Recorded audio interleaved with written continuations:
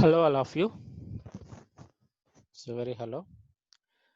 Now, I am beginning with NEET lessons.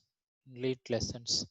So this channel is to explain the biology chapters for the NEET, that is medical entrance exam NEET, and this is my um, first ever video of lectures. So from here forwards, you will have the biology lectures for the NEET exam, and hopefully you find these videos useful for the exam. I try my best to give you the best possible information that can be there. So we shall begin with the lesson, the reproductive health. I'm beginning the lessons with the reproductive health. So to begin the reproductive health, so we need to understand.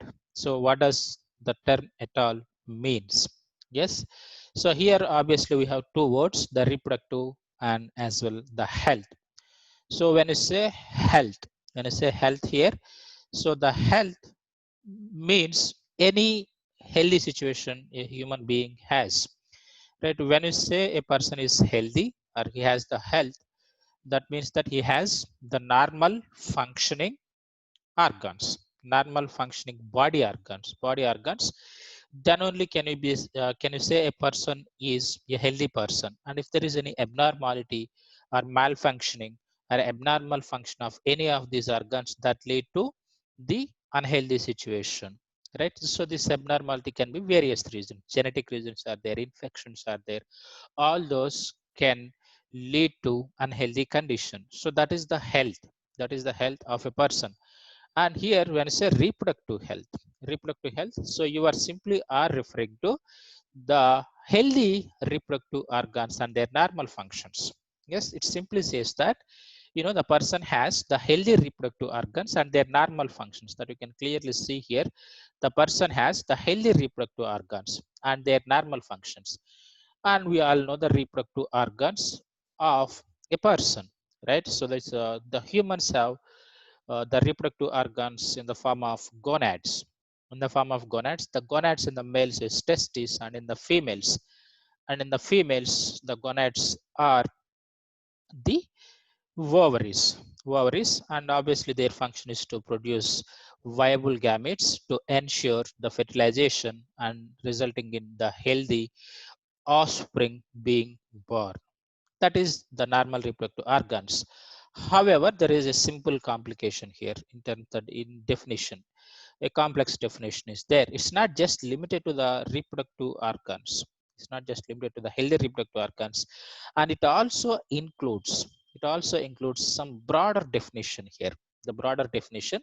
What is this broader definition? Is it includes the emotional and social aspects as well, right? It includes the emotional and social aspects as well.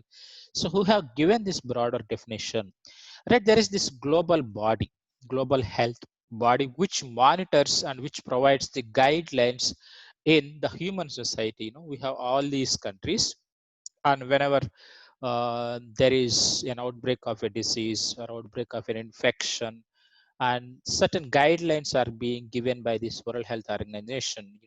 Nowadays we are being afflicted with this coronavirus. That is why constantly get information from this global body, that is World Health Organization. And this is an organization which monitor the health of the societies of human societies in various countries. So according to this global body, which is situated in Geneva, actually, which is situated in the Geneva, the World Health Organization, how does it defines it is? It defines it as a total well-being in all aspects of the reproduction. So it is a very broad and as well simple definition, right? It's a total well-being. It is saying so the total well-being in all respects, such as the physical. The physical here means the physical normal growth of the gonads. Yes, physical uh, normal functioning growth of the gonads, the testes and the ovaries in the humans, right, in their respective genders. And emotional, behavioral, and social aspects, right? So emotions in the human beings are the work of two body systems, the endocrine and as well as the neural system in coordination with each other, in coordination with one another influence the emotions of the person. We all know the reproductive system is majorly controlled by the hormones of the endocrine system, endocrine glands. These hormones with in coordination with the neural system will influence the emotions, and this emotional aspect has to be understood behind the reproductive physiology. And right, all these emotional behaviors, emotional responses also influence the behavioral aspects of the person, and these behavioral aspects also should be understood. So when you are studying the behavioral, especially you are speaking about here the reproductive behaviors, right? The reproductive behaviors between the genders. Obviously when you say reproduction, it involves the two genders, right?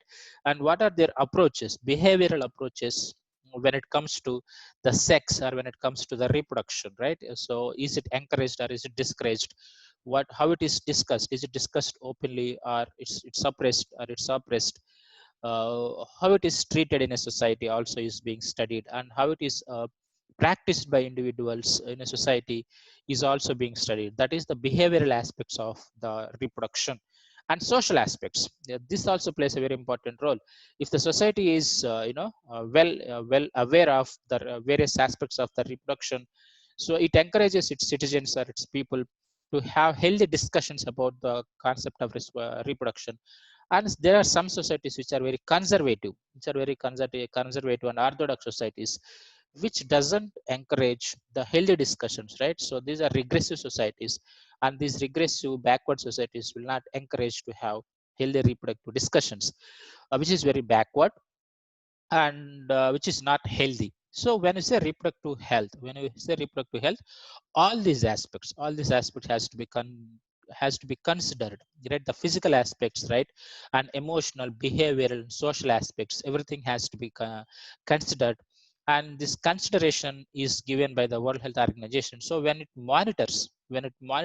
gives the indicators of the health of the society, it's going to be monitoring all these aspects. Based on that, it will measure whether particular society is the reproductively healthy society or reproductively unhealthy society. Okay, therefore, so here, so when I say reproductively healthy society, the people in a society have to be physically and functionally normal reproductive organs. They should have, right? They should have physical and functionally normal reproductive organs, and as well normal emotional behavioral interactions among them in all sex related aspects, without limiting any information, right? Without staying away from any information. All those open discussions should be there. So that then only can you be able to call the society as the reproductive healthy society. So that is a global perspective about the reproductive health, the definition of the reproductive health. How would you define it? But when you take the case of India, right? Our country, India. When you take the case of India, what is the situation of reproductive health in India? So how does the government deals with it? How does the government deals with it, right? So India overall is a conservative society which has a strong religious influence also. And as we know, many aspects of the sexual reproduction or the reproductive aspects are being controlled by the tenets of the religion as well. So that is why here the government has a huge role in dispelling some of the myths that are provided by sometimes the religion and sometimes the society itself. That is why the government of India, as a matter of fact, has recognized its society has some of the problems. So that is why, as recognition of these problems, the government is Indian government. As a matter of fact, India is one of the first countries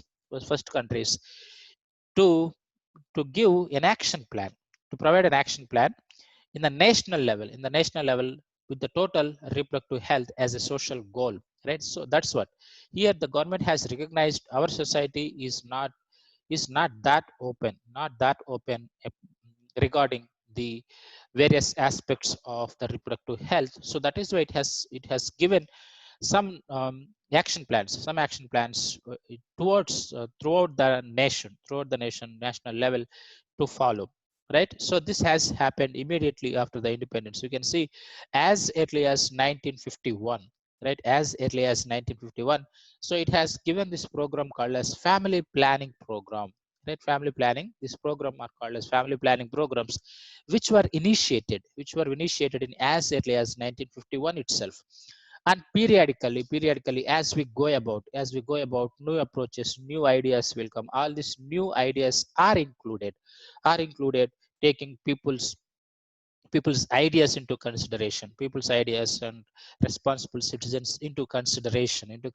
The government periodically assesses these family planning programs and give its better information to its citizens. Right, so all this new information covering wider reproductive related areas. Right, so there will be significant changes, significant technologies as the human development progresses. So all these new advancements are included under this broader program called as reproductive and child health program. So these 2 points are very important for the need standpoint. Right, so please do remember the second point and the third point. Right, second point, the question will be, so when is this family planning programs were initiated in India? So you got to be remembering this year, that is 1951.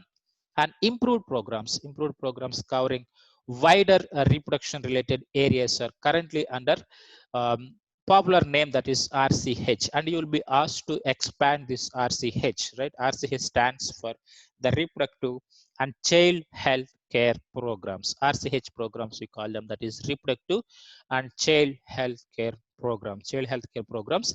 And this has to be remembered. So please do remember these two questions that will be asked here.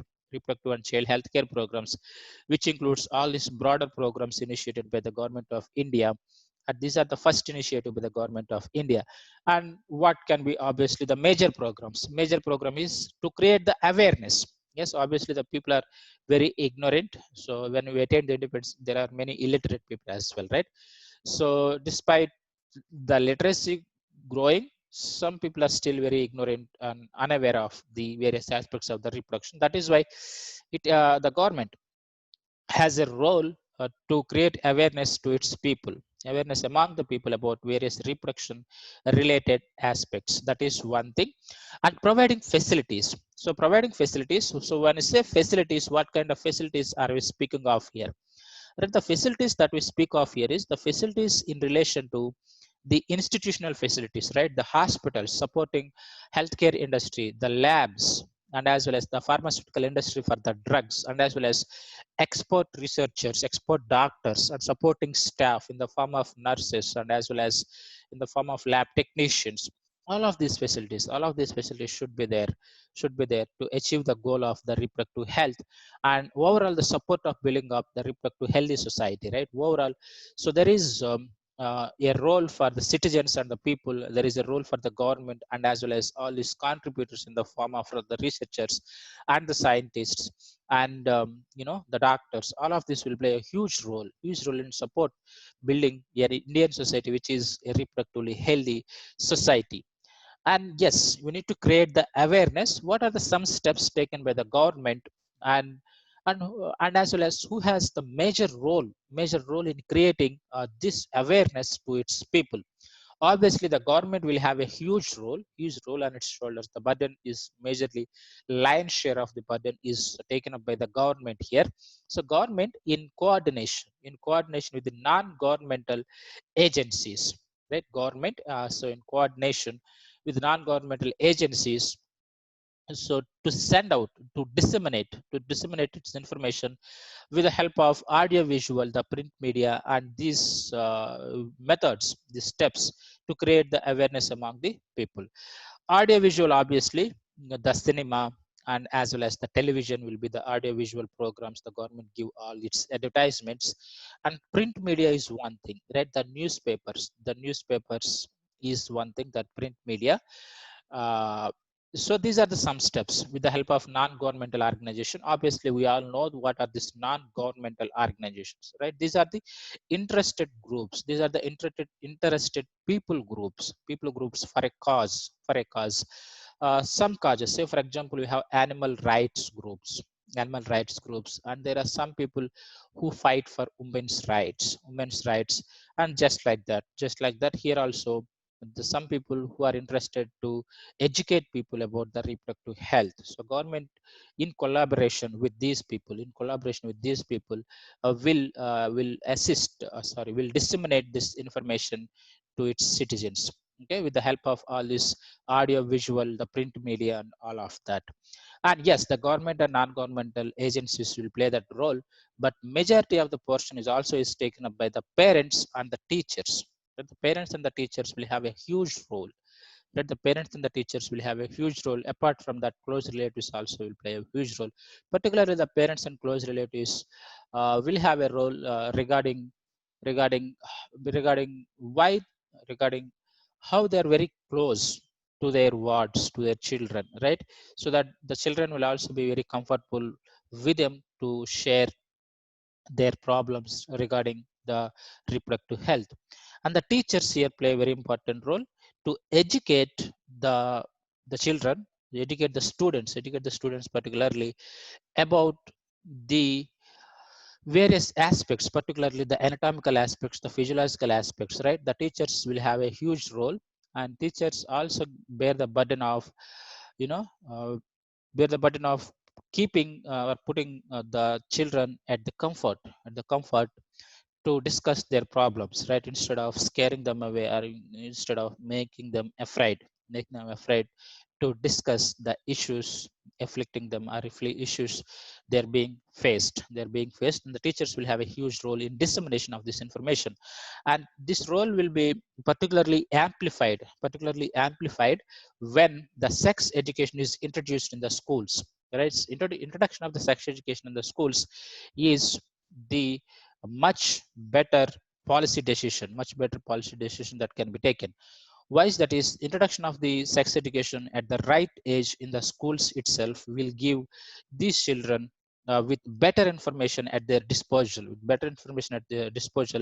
And we have the teachers at their disposal. That means at the right side to clarify their doubts, as long as they arise, sir, right? As soon as they arise, right? So that is why introduction of the sex education in the schools is very important. So encourage to provide right information in the form of all these lessons that we give, so that the children can hugely benefit. So when you give this right information, obviously they can be discouraged from believing in these myths and misconceptions. So believing in myths and misconceptions lead to the dangers of the sexual health risks lead to the dangers of the sexual health risks. And that can be addressed here with the help of providing the right information the help of providing the right information. And when and if this sex education is introduced in the schools, right? So when you have introduced the sex education, what kind of information that we can provide to these children, right? What kind of information that we can provide is, so here the the proper information. So we're going to provide the proper information about the reproductive organs. Yes. So what is the anatomy of the reproductive organs? How do they function, right? How do the sexual organs function? So what are the primary sexual organs, secondary sexual organs, and how do they assist the functions of one another? So all these anatomical aspects very clearly should be made understood by these children, right? And the hygienic aspects as well. So how to keep these sexual organs, reproductive organs hygienic will also play a very important role. And teachers will have a role in making these children understand about the sexual health of these reproductive organs. And adolescence, so this is also very important point here. The adolescence is the age that falls between age of 12 to 13 to age of 18. Age of 18 is considered as the adolescence, is which is a very important age in the human life, because this is the age of experimentation, and this is the age of curiosity. This is the age of experimentation, and this is the age of curiosity. And when these people are curious, right, they want the information, and they look for all these sources to get this information. And if they have provided right information, they will be directed in the right direction And if there is false information, misguided information, then so they'll be at the risk of the sexual health, right? So especially at the time of adolescence, providing the right information is the better option, right? And as well as reproduction related changes, adolescents will induce all these physical and physiological changes in human life, right? The significant morphological changes will start appearing in both the genders, in the males and as well as females as well. And we need to make these people understand what is happening to their bodies, physically and physiologically, so that they'll not be misguided.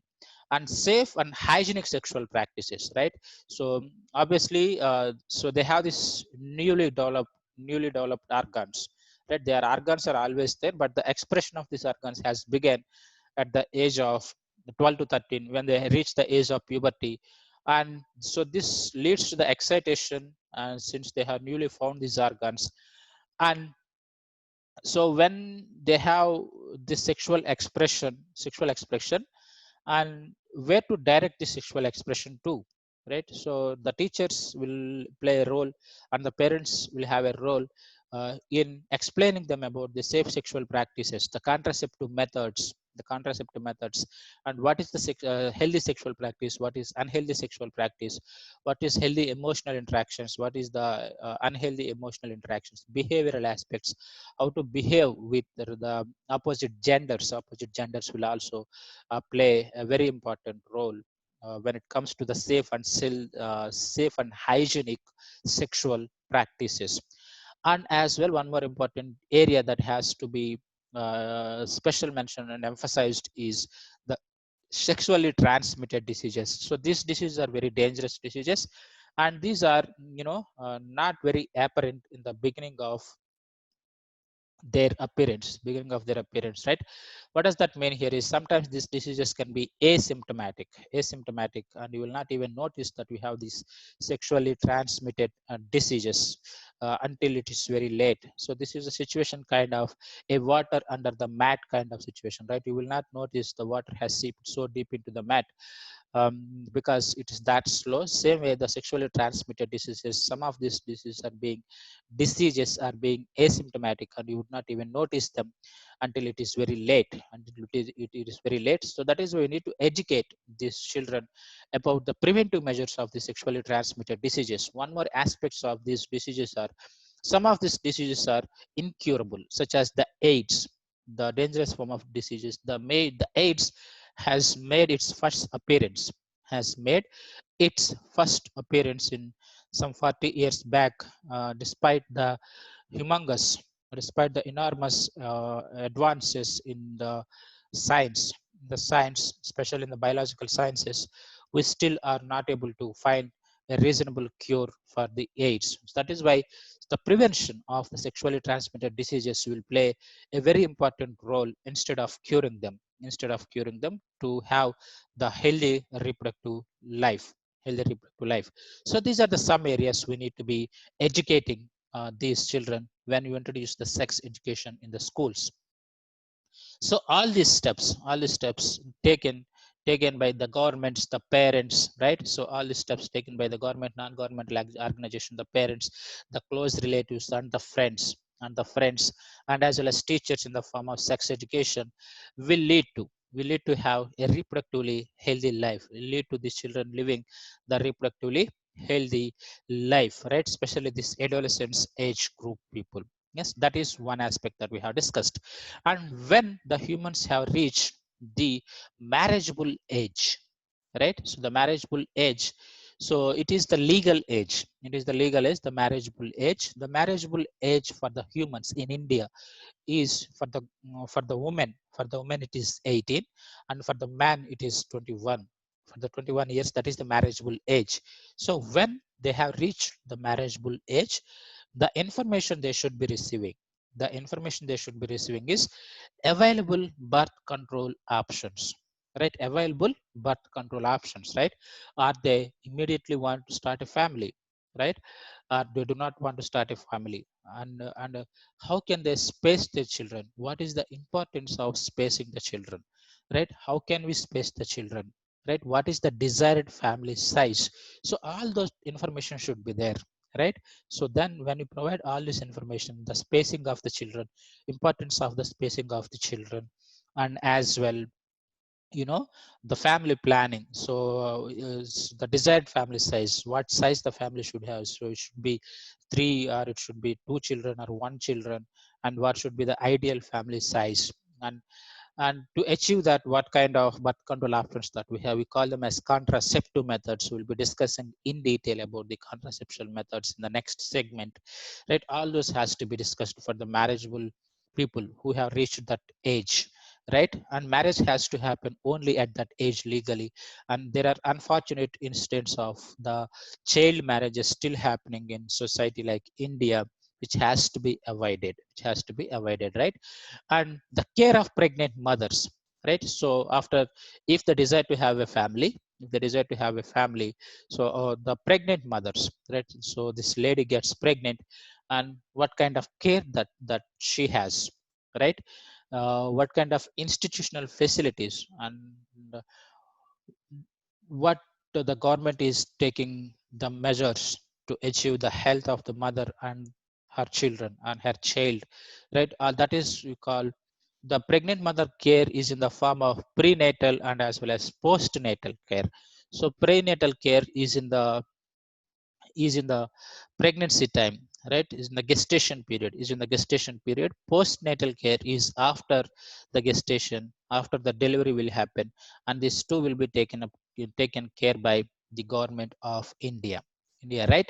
And in importance of breastfeeding, this also is very important. Importance of breastfeeding is also is very important because it has the nutritional value, and it has the antibodies to fight off the infections for the child who is recently born. So that is why the feeding the child with breast milk is very important. That information has to be provided for the people who have reached the marriageable age. And one more important is property. One more important thing that has to be discussed with the marriageable age is the importance of the either of the child, right? You know, in a conservative societies, sometimes like India, male child is unfortunately preferred over the female child. So that should not be the case. So here, the both male and female child legally has equal rights, and equal opportunities will be provided, right? So we have to educate this couple uh, of the of the importance of having a child, regardless the child is a male child or the female child. So both the children are have the equal rights, equal capabilities to achieve their desired goal in life, right? That kind of information has to be provided. So when you give all this information, right, to this marriageable people of the marriageable age, so the benefit that you're getting is the benefit that it would address the importance of bringing a socially conscious healthy families of the desired size, right? When these people are given right information, the people of marriageable age, so when you explain them of the contraceptive methods, importance of breastfeeding, and as well as prenatal postnatal care, right? So when you give it all this information, obviously, so you'll have these healthy families, and they also have the desired family size. And why do we have the desired family size, right? So why should we have a family size, right? Because in a country like India, we have the uncontrolled population growth is a huge problem afflicting the Indian society, and the population is uncontrollable population is there. And that is a major problem that we have, right? So that is a major problem that we have, and this problem can be addressed with educating the people in the marriageable age. And one more thing is, so when you educate them, especially the people of adolescence age and the marriageable age, so we can avoid the social evils like sex abuse and sex related crimes, right? They can be avoided. They can be avoided with the help of this information. So with that and taking the necessary steps by the government, will lead us to have to build a socially responsible and healthy society, right? So here to give to build a healthy society is the responsibility of the citizens, is the responsibility of the citizens. And to make these citizens responsible, people responsible, the government will play a very important role in giving them the right information, right? So here we are giving the right information in the form of the people for the marriageable age, their pregnancy care and contraceptive methods, right? So here the people and the government will work in sync, work in coordination to achieve the social goal of having the society healthy society. Now for the successful implementation of all these ideas, just now we have discussed, right? Successful implementation of all these ideas, we need to have various action plans to attain the reproductive health requires, right? Requires, what we require is we need to require the strong infrastructural facilities. Obviously we need to have the strong infrastructural facilities, professional expertise, and as well the material support, right? Just now we have discussed. So we need to have the professionals in the form of the researchers, the scientists, the healthcare professionals, the doctors, the expert nurses, all of these should be there. And to operationalize these expertise, we need to have the infrastructure facilities. We need to have the infrastructure facilities. What is this infrastructure facilities? Is the well furnished hospitals in the form of beds, in the form of the surgical instruments, or the hospital instruments that we require to ensure the sufficient care for the unhealthy people, right? All of this material support in the form of particularly the monetary support, that this comes from the governments, right? The central and state governments will play a role in providing this material support. Okay, and these provide these expert when you have this expert institutional facility, right? When you have this infrastructural facilities and professional expertise, and these provide medical assistance and care for the people, who have some reproduction related problems. Reproduction related problems.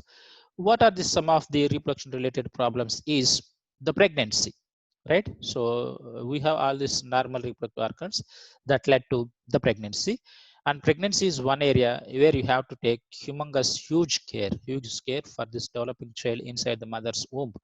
What can be pregnancy complications, what kind of nutrition, all of that should be there, the prenatal and postnatal care. Unless we have this proper institution facilities, there is no chance that we can take the better pregnancy care. Yes, that is why we used to have more of infant and maternal mortality rates. Nowadays thankfully we are able to reduce them, because of the better care that we have taken. And the delivery towards the end of the pregnancy, the delivery process should be assisted delivery should be there, not just deliveries by midwives and the elderly women of the households, right? The delivery has to be institutional delivery. And if there is any complication, so that these expert nurses and expert doctors can assist, can take their informed expert decision to have the safe delivery for the health of the child and as well as the mother. And the sexually transmitted infections or sexually transmitted diseases, right? So this has to be explained to the people by the doctors and the teachers particularly. Okay, so that is the sexually transmitted diseases, how they will transmit and how we can prevent them. And despite that prevention, even if they appear, how to cure them. And some of this can be cured immediately, and there are very few which cannot be cured. And abortions, right? If there is a pregnancy complication that leads to the termination of pregnancy, and in which situation can you terminate the pregnancy? We cannot just randomly terminate the pregnancies the way that you desire. The pregnancies has to be terminated under the guidance of a expert professional only can recommend the termination of the pregnancy. It cannot be randomly terminated because it leads to the health risk to the child. Anyway, you terminate the pregnancy, and the child health is anyway is going to be harmed. But along with the child health, the mother the mother will also be at the risk of life. So that is where that has to be taken care. And the abortion and the termination of the pregnancy has to occur has to occur under the medical guidance or the medical recommendation of the expert doctor only. And the contraception, and the contraception is the methods of preventing or delaying or the spacing of the pregnancies. Right? That is the contraception, right? You can either prevent the pregnancy or delay or the space the pregnancy with the help of the contraceptive methods, birth control options. Birth control options are the contraceptions. So we need to give proper information about this birth control options to people of marriageable age. And menstrual problems, particularly the young girls, they have immediately after the sexual maturity, and right information has to be provided about the menstrual health, right? So what is happening? So here, so since it's a new phenomenon, right, so it is happening at the age of 12 to 13, and this has happened for the first time for to them. Yes, so that is why, yeah, the information has to be given to them. The information has to be given to them about the health, health aspects of the menstrual cycle. So how does it happen, why does it happen, and what are the issues related to that. And infertility is the leading cause nowadays, which is afflicting the couple, right? Because of the changes in the lifestyle, the infertility is the reason that is arising. And this causes of the infertility, solutions for the infertility, if there are any, can be provided. And if there is no solution, what are their options in the form of assisted reproductive technologies that we're going to be studying in a short while, assisted reproductive technologies as well, right? All those, with all this information, the people in Indian society can hugely can benefit. So that is our session for today, and we'll be continuing this segment, right? So we have begun. So to recap what we have discussed, so here we began the reproductive health. We started discussing the definition of the reproductive health. Just just watch this lesson one more time. Watch this lesson one more time to have whatever that we have discussed regards to the definition of the reproductive health, right? So what are the various definitions according to World Health and all of that. Then we started discussing the problems and the strategies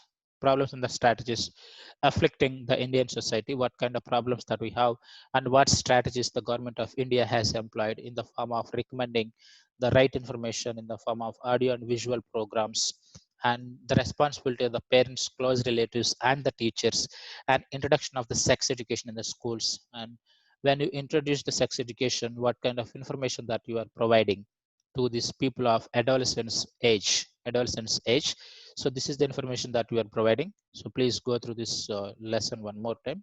And and the steps that have to be taken, right? The steps that have to be taken in the form of the marriageable age, the people who have reached the marriageable age, what kind of information we have to provide to them, right? So that the benefit of providing this information is so that we can raise consciously healthy families, and which is very important for the nation building. And as well, what are the importance of the experts that should be there, that is professional expertise and infrastructure facilities. And when you have the professional expertise and infrastructure facilities, and so what is the benefit is, so these problems can be addressed. So whatever these problems, so all these 10 points that we have discussed, please go through them.